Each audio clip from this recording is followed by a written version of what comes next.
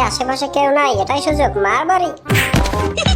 বেটা ময়ূর এক বাড়িতেই ঘায়ল হয়ে গিয়েছে, এখন এটাকে বাসায় নিয়ে বারবিকিউ করতে হবে। ছুরিটাকে ভালোভাবে ধার করে নেই।